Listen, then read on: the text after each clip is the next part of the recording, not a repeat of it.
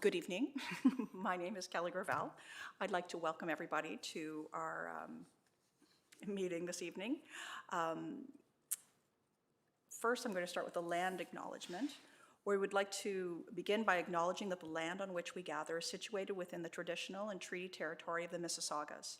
More specifically, the Mississaugas of Scugog Island First Nation, signatories of the Gunshot Treaty of 1788 and the Williams Treaties of 1923. This land is and will continue to be home to the Indigenous peoples. Let us acknowledge the mistakes and traumas of the past through authenticity and support truth and reconciliation. Let us engage and celebrate Indigenous communities by being leaders of action in acknowledging the United Nations Declaration on the Rights of Indigenous Peoples and the Truth and Reconciliation Commission's recommendations towards truth and reconciliation. Let us keep these principles close as we continue towards truth and reconciliation as we move forward with kindness and respect as a community. Good evening, members of the Compliance Audit Committee, city staff, town staff, and members of the public.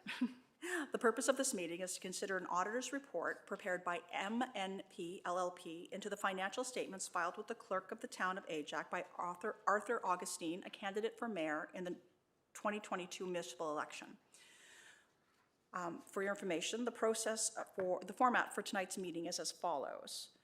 First, we will review the findings of an audit conducted by MNP LLP, reviewing the campaign financials of Mr. Arthur Augustine. Mr. David Lang of MNP is available to address any questions that members of the committee may have.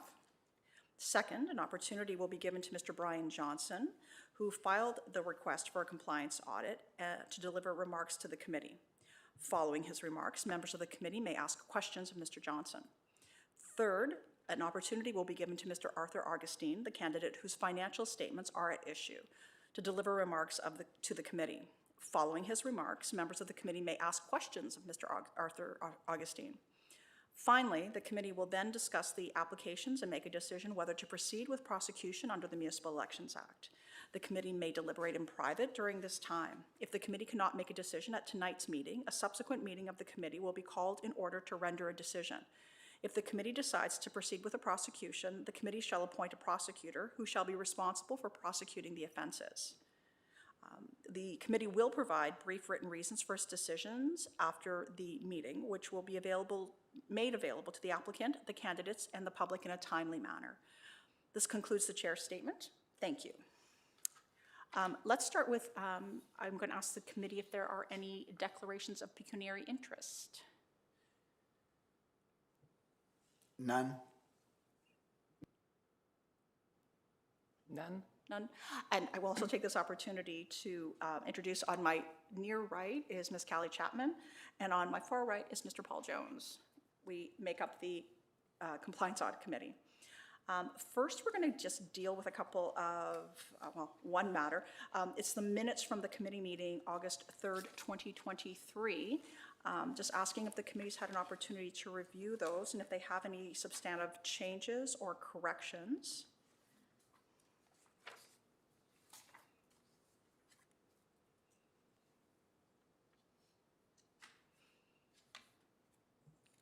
None for me. None for me. None? Then can I have a motion that the minutes of the August 3rd, 2023 meeting of the Compliance Audit Committee be approved? I'll move that. Do I need a seconder? No? Okay. All in favor? Aye. All right. Thank you. And moving on to matter number 5, it's the auditor's report, 5.1, the MNP auditor's report for Mr. Arthur Augustine. Just wondering if briefly we can just make sure that everyone's been served and who is in attendance at the meeting, just for the records and the minutes. Good idea. Thank you. Actually, can we have a little canvas of, we don't have anybody here in public. I think it's just Mr. Lang from MMT. Do we have anyone online with us? Madam Chair, we have Mr. Arthur Augustine and Mr. Brian Johnson online tonight. And they're both here virtually? They are. Okay. All right. Thank you.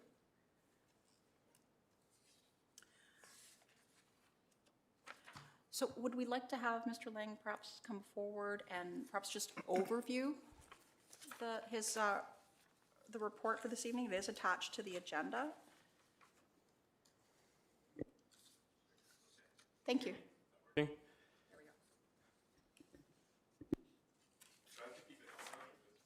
If you just press the button so the light is red. It's on now? Okay, There we go. There we go. Good evening, everyone. Yeah, so I'm going to jump right into it. So I'll skip some of the preamble part into the key points there. So if you guys all turn to Appendix A. So the key ones here that we looked at were likely 1.1. So that procedure was to obtain a copy of all the bank statements for the campaign of Arthur Augustine. Arthur indicated to us that he did not open a campaign bank account.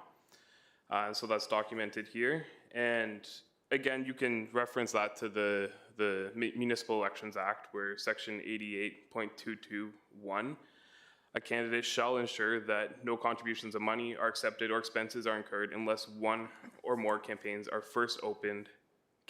are first opened at a financial institution exclusively for the purpose of the election campaign. So that was our finding there, and then I'm going to skip the second one because that one was just obtaining the Form 1, which was no issues. And 1.3 was to obtain a listing of all donations from the candidate and agreed to the campaign bank account. Again, the candidate did not have a bank account there, so we weren't able to verify those, and he also indicated that no donations were collected other than his own contributions to the campaign. And again, so the issue is here is that the candidate, so 88.22 again, the candidate shall ensure that all payments for expenses are made from the campaign bank account. So he has paid for campaign expenditures, which would have been out of his own pocket, not from the campaign account. 1.4, MMP will agree the total campaign donations to deposits in the campaign bank account to the contributions reported on the candidate financial statement. Again, there was no campaign bank account, and additionally, as Arthur mentioned, he paid for $3,100 of advertising expenses for the campaign, and these were not reported on the initial financial statement submitted. And I believe Arthur did submit an amended statement that was not accepted, as it was post-deadline for campaign financial statements. So this can be seen, so on the Form 4, Schedule 1, contributions is blank. This is where the money he contributed to the campaign should have been reported. 1.5 was to obtain a listing of all expenses paid and report if any expenses were paid before the date of the campaign bank account was open. Again, no campaign bank account. However, we did receive the receipts, and they did total to the $3,100 that Arthur had indicated. However, again, part of the act, they weren't paid from the campaign bank account. The rest of the items here, there was no significant issues. I'm going to skip here to number 4. So number 4, MMP will report the amount of contributions the candidate or his or her spouse made to their own election campaign, and whether that amount exceeded $24,637.20 per the final certificate of maximum permitted expenses. The candidate reported $0 in funds contributed to the campaign. And so, although not reported on the Form 4, the candidate provided MMP with details of personal contributions for expenses totaling the $3,100 and an estimate of inventory used towards the campaign of $2,000. So considering these as contributions, he would be well below the spending limits and self-contribution limits for the campaign. So in all, it largely seems there was some deficiencies in financial reporting. That's the main findings here, and opening the bank account, which would be under the duties of the candidate. So those were the main key points we found during the course of our procedures. So I'm happy to answer any questions about any of those. Thank you, Mr. Lang. Do I have any questions from the committee? Mr. Jones? Okay. So you saw 3 receipts that totaled $3,100. I believe it was 2 receipts, and they totaled exactly $3,100 evenly. Okay. And the receipts, was an indication that they had been paid using a credit card? We're not able to ask for personal financial statements for Arthur, but he indicated he paid for them personally. Okay, so you didn't see his credit card statements, then he didn't make them available to you from August of the election year till March of 2023? Correct, yeah. So it's just the receipts that he supplied? So Correct. You could, because he used his own personal account as his campaign account, there's no delving into that personal account to be able to ascertain whether there was additional expenses perhaps that were election related? Correct. In the same understanding there's no way, which is why all campaign audits are qualified. Candidate could pay for cash expenses, pay for expenses using cash, could collect cash donations. There would be no way to verify that. Okay, so 2 receipts totaling $3,100. What about the signage that brought in to the campaign from previous years' elections? So that again is something, so all the audits, whenever we do them, they're qualified for that reason again. There's no way to provide an opinion over it because we weren't there when the signs were out. We didn't perform a count of the signs. We have no way of valuing what actual sign was used. There's no one who has like a summary of how many signs he had out during the campaign period. So that's something we're not able to report on. Because at various times we've heard there was 50 signs brought in, and another time 500 signs brought in from previous campaigns. And didn't I also understand from our previous meeting that Mr. Augustine had gotten a valuation of the signs? Did you see a valuation from a printer, a sign maker?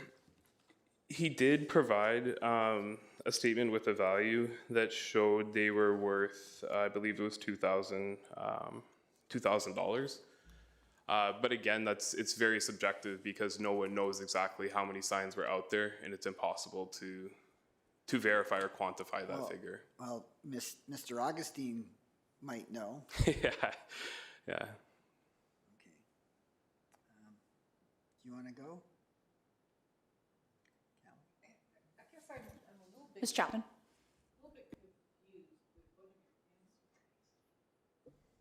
I'm a little bit confused with one of your answers with respect to not being able to verify things because there was no campaign account. When I look at section 88.33 subsection 15, the auditor powers, it says that the auditor is entitled to have access at all reasonable hours to all relevant books, papers, documents, or things of the candidate. I don't read it as being limited if the candidate doesn't open a bank account that you can't ask for other documents to verify. Did the candidate refuse to provide it, or was it just not asked? We did request for confirmation of payment for the receipts. Did not receive that. Although they would be considered his personal bank account and personal credit card statements, they wouldn't be considered campaign accounts. But he used them as campaign accounts. That's the idea, yes, but it's. So I guess I'm just curious, did he just not follow up with a response? Did he say he wouldn't provide them? He didn't follow up with a response for that one.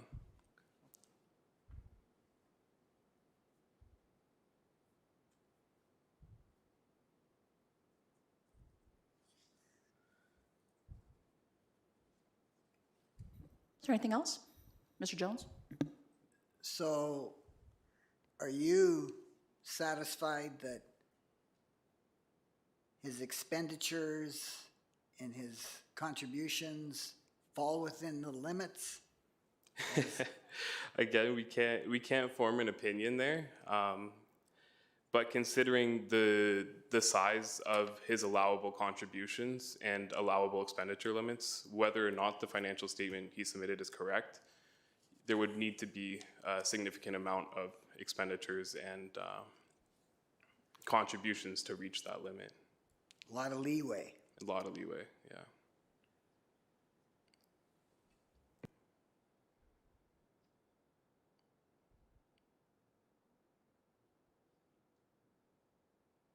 Thank you, Ms. Chapman. I'm also looking at section 88.33 sub 17, which talks about the auditor report in our review. And one of the questions we have to look at is if the report concludes that the candidate appears to have contravened a provision of the act relating to election campaign finances. It sounds like you're saying he did, but the report's not clear. Can you provide confirmation if my understanding of what you're saying is correct, or what the conclusion is on that? Yeah, so again, like with the agreed upon procedures report, we can lead you guys to the conclusion, but we can't form our own opinion of the candidate's operations. So I think when you look at Appendix A 1.1 and 1.3, those don't comply with section 88.22.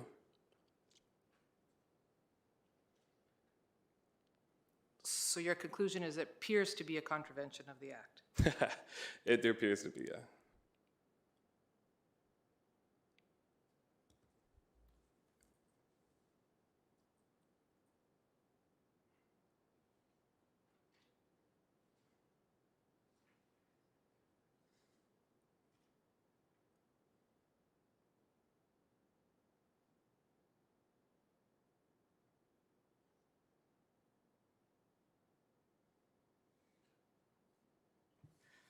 So I just have one question too. If I go to number 5 in your report on the, I guess it's request number 4.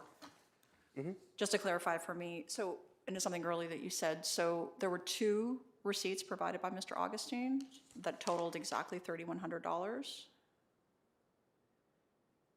Correct, yep.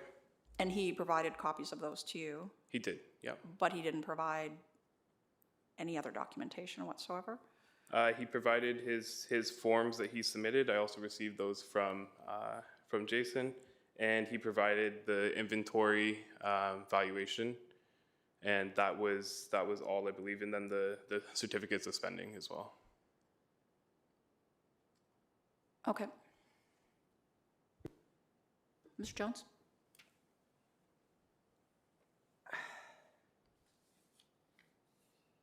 David, the information that we got at the last meeting from the candidate and from the applicant, can I ask? Yes, I can ask. I will ask.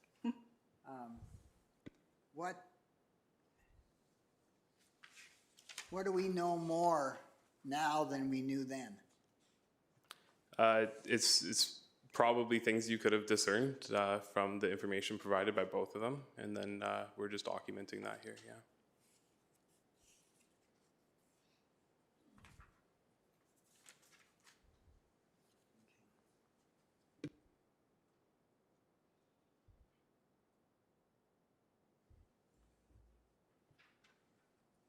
Perhaps we can let Mr. Lang step down and we can hear from the applicant, and perhaps we may have more questions from Mr. Lang. Okay. Thank you. Yeah, no problem. I believe we're going to hear from the applicant first. Mr. Johnson? That is correct. Mr. Johnson, are you online? Thank you.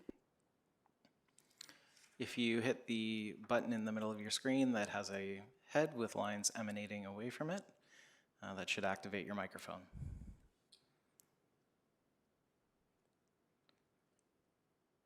And there we are. Oh, we can't hear you. I'm not quite sure if your microphone's enabled. On the right-hand side, there should be an icon that looks like a microphone. That should be gray. Oh, we still cannot hear you.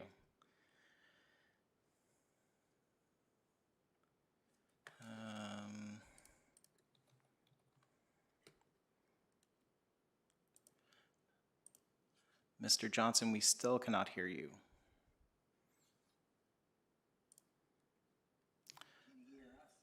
Mr. Johnson, can you hear us?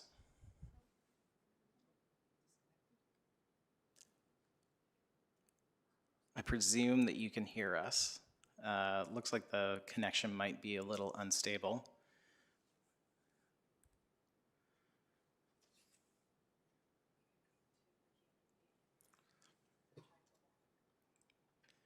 Yeah, we could try that. Madam Chair, given the technical difficulties, do you want to see if Mr. Augustine would like to make some remarks at this time? Yeah, let's move ahead to Mr. Augustine, and we can come back to Mr. Johnson then. Okay. Mr. Augustine? Can you hear me? Yes, we can. First, I am at a complete loss. As I call this whole meeting, this foolishness. What are we pursuing here? What are we looking for? I explained to you all in the previous audit meeting that my spending was very minimal. I don't understand why it needs to go beyond where it has gone. I mean, it is obviously clear when a candidate is a strong candidate and he has a good chance of winning, his opponents will do everything that's possible to discredit him. The two best ways to discredit a candidate is either by sexual immorality or by financial misconduct. It is quite clear and quite evident. No human being, no one gave me not $1 for my campaign. I explained previously, I ran a purely grassroots campaign. There was nothing I supplied. The issue is a bank account. I was not privileged to open a bank account. I was turned down by 2 banks, despite the fact that when you're privileged, you can open a bank account. But when you're not privileged like myself, you don't have the authority or the ability to open a bank account. This whole issue involving Brian or Brian Johnson or whoever he is an indication he is trying to discredit me for no reason. For what? Could he bring someone who said they give me $2 towards my campaign? No. Another major concern that was not mentioned in the meeting. Where did Brian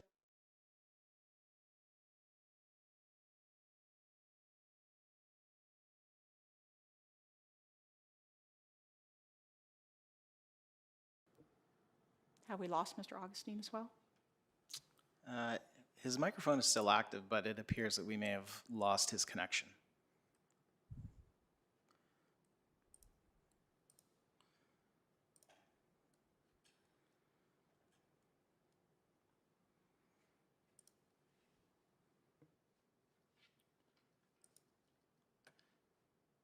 Mr. Augustine, are you there?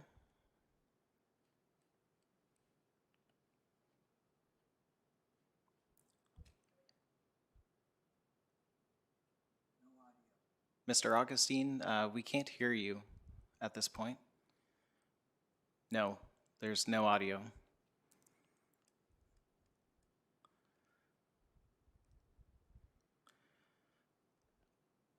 Still no audio. Not quite sure if you want to try reconnecting to the meeting, perhaps?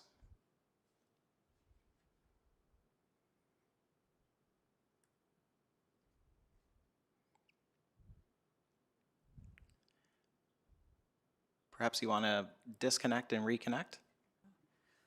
Mr. McWilliam, do we want to perhaps maybe just take a 5-minute break and we can just have them maybe both try to reconnect? Yeah, we can take a 5-minute recess. Okay. Thank you.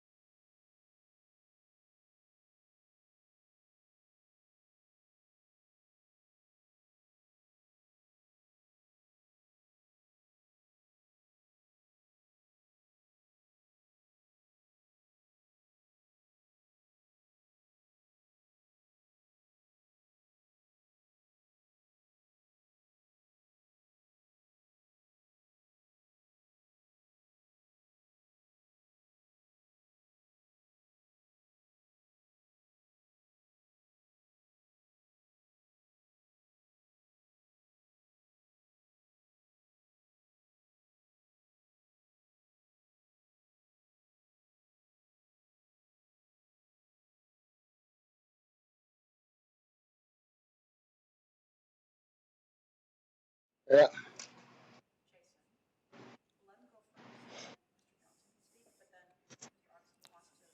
Yeah.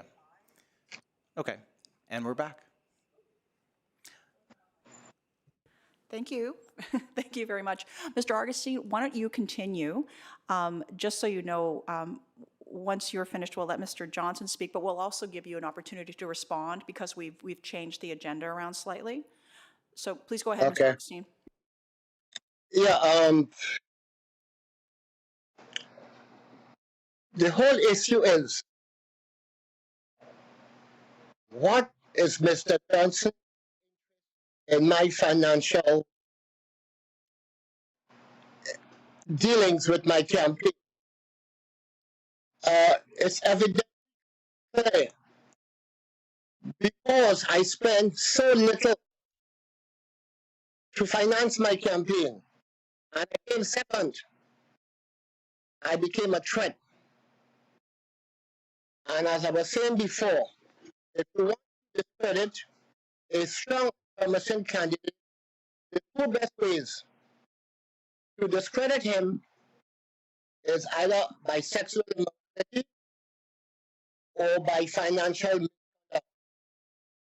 It is clearly evident that Mr. Johnson's intentions are malicious. First, we have to look at, he had many of my signs. Where did he get them from? That should be a major concern. But no one seems to be concerned as to where he got my signs. His first concern was that my papers were a bit too rounded. I have made the necessary adjustment. Still again, as the auditor said, I did not open my bank account. It was evident in the first meeting. I could not, or I was not allowed to open a bank account because of my financial credit situation, despite the fact that I sent letters to 2 banks. It appears that meant nothing. I believe because I was not a privileged person, the bank account was not allowed to open a bank account. That didn't deter me. I did the I can't consider no one gave me a penny. Where all of this is coming from? No one has said, you know what? We gave Mr. Augustine campaign $2 or $3.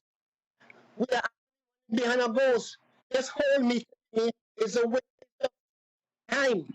It's foolishness. And it angers me that this is happening because I'm black. And that is, I believe I become such a powerful political there are entities who are trying to discredit me from moving forward in an. To be quite honest, the last election was my last, going to be my last attempt. But based on this initiative of Brian Johnson, he has demonstrated to me that I'm a strong candidate, and that is why they want me out. Again, the fact that there is no basis for him questioning my finances or who I spend my money from, it is evident I did not even do much signs. It's clear. It is evident also that all my signs were from this campaign dating back to 2014. So again, my major concern, out of the 130,000 people in the age community, what is Mr. Bright with Arthur Augustine? It baffles me. This reminds me of Donald Trump saying that Barack Obama was a terrorist, and that also a terrorist. It's unfounded, it's foolish, and it's a waste of my time. I believe it's a waste of this whole committee's waste. The money that is being spent for all this audit, all this meeting we having, can be better spent and used for the homeless people in India. Not for foolish, because one person has malicious reasons attempting to be another candidate. I am really appalled, quite offended that this meeting, has been allowed to go on for so long. And I truly believe in my heart it is a whole bias because of my ethnicity. They do not want me to continue running in Ajax. And I strongly believe it is because of my color. All of this is happening. It is unfair and it's totally unjust.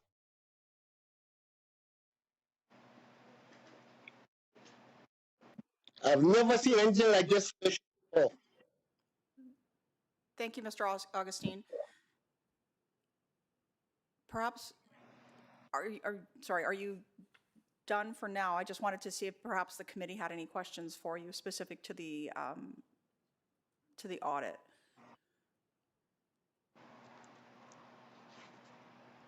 Mr. Augustine? Yes. Okay. I just want to make sure you can hear me. Does anybody have any questions? Mr. Jones, Ms. Chapman? Oh, Mr. Jones. I don't know whether this is so much a question as, Mr. Augustine, you've talked about things that bothered you about the application for a compliance audit. Yeah. It bothers me that you didn't open a campaign bank account that would clearly have had all of the transactions in terms of donations, expenditures, etc. And for all of your bother, it doesn't negate the fact that you did not open a bank account, you did not properly account for expenses, you did not necessarily show donations one way or the other, and that you didn't file a financial statement that could be easily understood and made sense of. So it's more of a comment than it is a question for you. I would like to respond to your comment. I just took the last few minutes explaining to this committee I was not allowed to open my bank account despite the fact that I had letters. I did attempt to open my bank account, but because of just my previous finance, the bank chose not to open it. Had I had a letter, even from the Prime Minister of Canada, and the fact that the bank policies are the bank policies, I don't think I would have been successful. Again, to address your question, it bothers you that I didn't open my bank account. Well, for your information, Paul I believe because I was not allowed to open a bank account, I decided to do it on my own and did it the way I did it. I did the best that I can, and I did the best that I can. And I'm very, very proud of what I've done. The fact that I spent very little money, I was able to get second in the election. I think a lot of people are very critical of me and what I probably achieve in the next election. That's my response to your comment. Thank you, Mr. Augustine. Do I have any other questions or comments? Seeing none, thank you. Perhaps we can move on to Mr. Johnson. Thank you. Mr. Johnson, if you just give me 2 seconds, I'll set the mic up so we can hear you.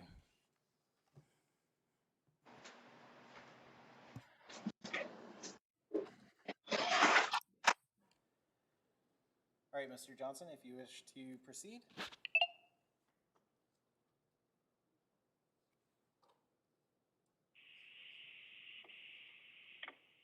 Mr. Johnson? The floor is yours Yes. through the phone. I'm sorry, I couldn't hear you. All right, the floor is yours. Okay, great.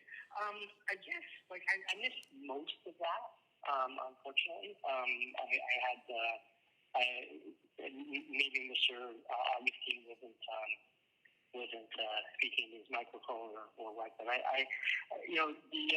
the general gist of what I understood, and please correct me if I'm wrong, and if I'm able to get a summary of what Mr. Augustine said, that would be great, because I really couldn't hear much of it. But basically, if I were to sum up the parts that I did hear, was that I'm out to get him. Why am I concerned about his campaign finances?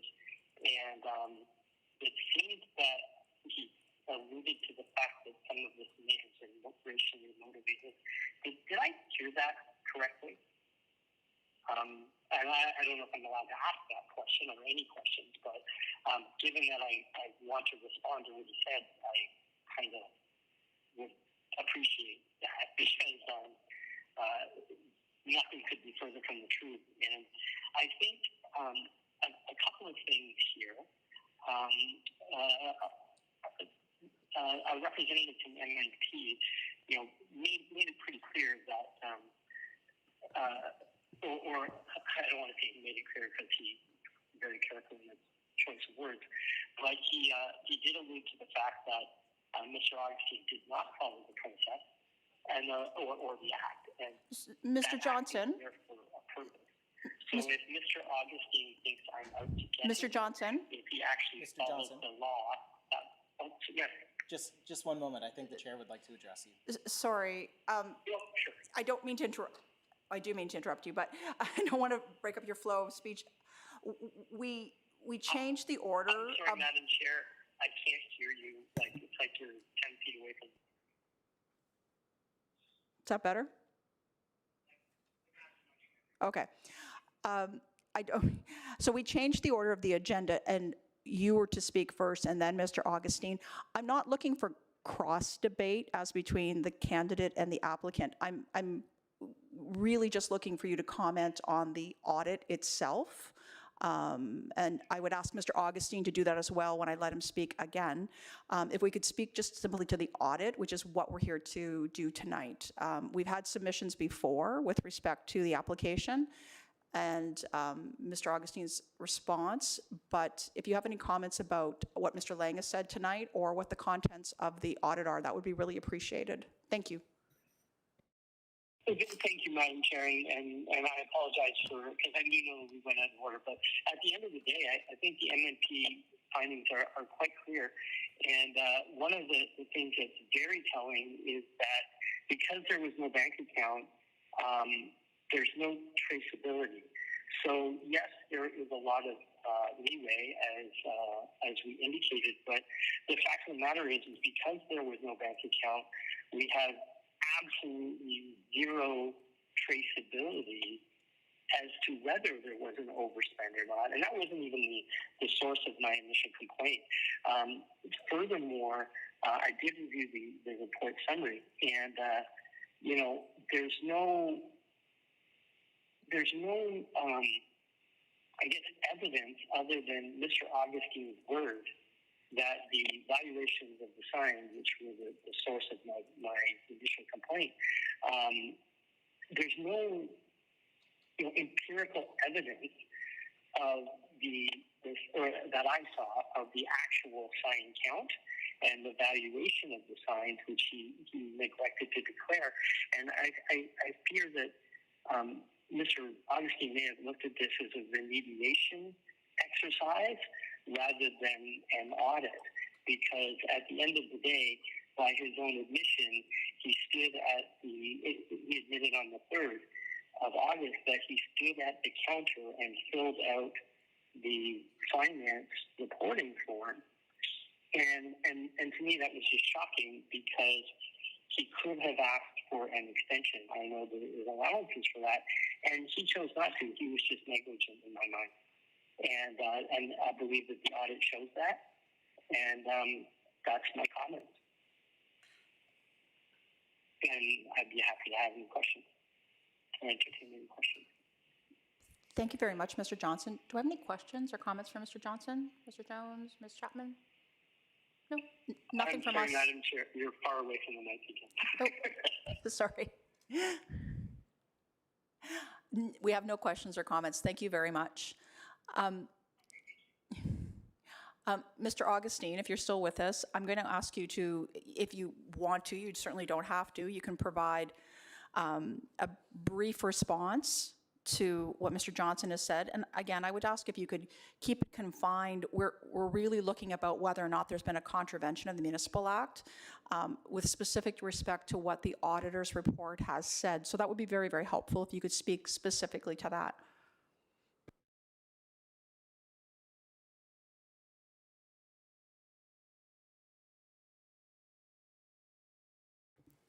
Mr. Augustine, I think you need to enable your microphone. I think we can see you talking, but we can't hear anything at this time. Okay, you should be hearing me now. Yes, we can. Thank you. I think all of this is hunting a ghost. We are trying to convict someone of murder when there's no body, no killing, nothing. As the auditor said, it's clear, it is never secret. I did not allow to open a bank account. That did not deter me from during the election. I started a grassroots campaign. That's what I did. What are we looking for here? I had very little time. Across the region, I do not start to campaign. Me coming second in the election was because of my grassroots skills and my connection with the residents of Ajax, those good people of Ajax, that give me the numbers I said. You don't need to spend 100,000 or 200,000 in an election to be successful. I did it the way I could have done it because I was not permitted to open a bank account. I don't know how again I can be clear and direct about my position. The auditor basically said there's nothing. There's nothing. Do we have suspicion? People will always have suspicion. Realistically speaking, if people were around Ajax, they would see that I very little signs. What I did is what I presented. But I think the whole fear is to stop me from moving or advancing in Asia. What annoys me most is that the auditor took 3 months to come up with what he came up with. Surely, if there was any discrepancy or financial misrepresentation, the good auditor would have found it. And here we have him saying, basically, it's our application, it may appear to be, but he does not know for certain because it does not exist. It only exists in people who has ulterior motives. And I say again, because I think that's what we're here today. And by the power that I do have, I'm not going to take this lightly because it reflects very, very badly. And the fact that this is Canada and we're practicing such racist behavior, this is not acceptable. And I'm very offended. Okay. Because it took 2 months for something that, in my opinion, should have probably taken less than 3. And now there's nothing. And we're still trying to make something out of nothing. That beat the life out of me.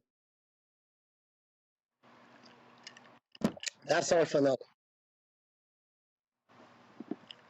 Thank you, Mr. Augustine.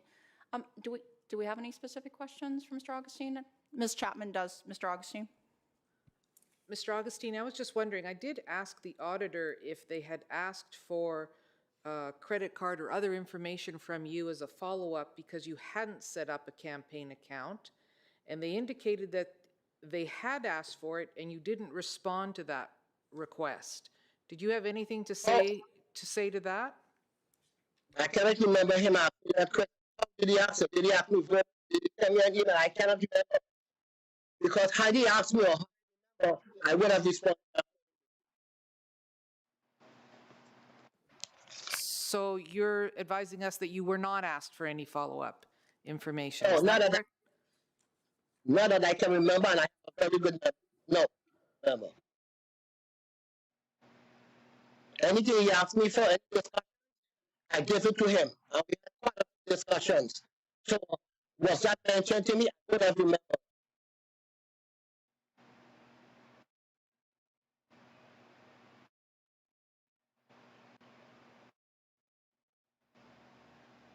Thank you very much, Mr. Augustine. That's all the questions we have for you right now. We actually do want to speak with the auditor again. If we can speak with Mr. Lang?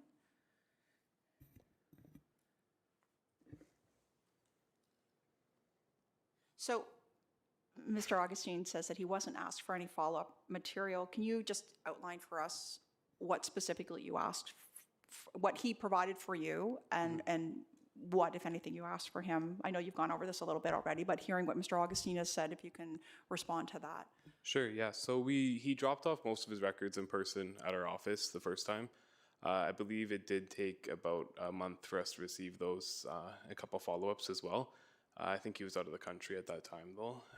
Once we received those, we went through, and then starting in December, we did ask for confirmation of the payments that were made. However, it was not part of our initial procedures that we had outlined, so we were able to finalize without that, and he did not respond to that email.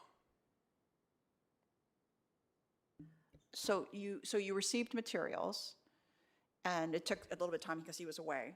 Mm-hmm. And so so I guess it's his nomination form and his financial statement and the receipts. Mm-hmm. And then eventually you went through that. And then you followed up with him via email asking for documentation about his, like, where the money came from for paying for those receipts. And there was no response to that Correct, email. yeah. Okay, did you follow up with a phone call or anything like that? I or- did not. It wasn't part of our initial outline procedures, and anything that we did look into internally, we don't have the right to ask for his personal bank statement or personal credit cards. So if he wasn't providing those, we finalized without including those in the report as received. So are you aware that you have the same powers as under the Public Inquiries Act as well? For his personal financial records? It's pretty broad. Yeah, well, as accountants, we wanted to limit the risk that we're exposed to there, and so we didn't request anything for his personal financial records, as that wasn't outlined in our initial procedures. Okay. Anything else? Thank you.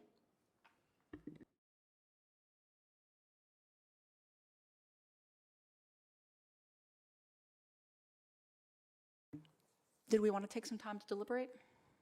So can we take a little recess and we'll step down? Sure thing, Madam Thank you. Chair.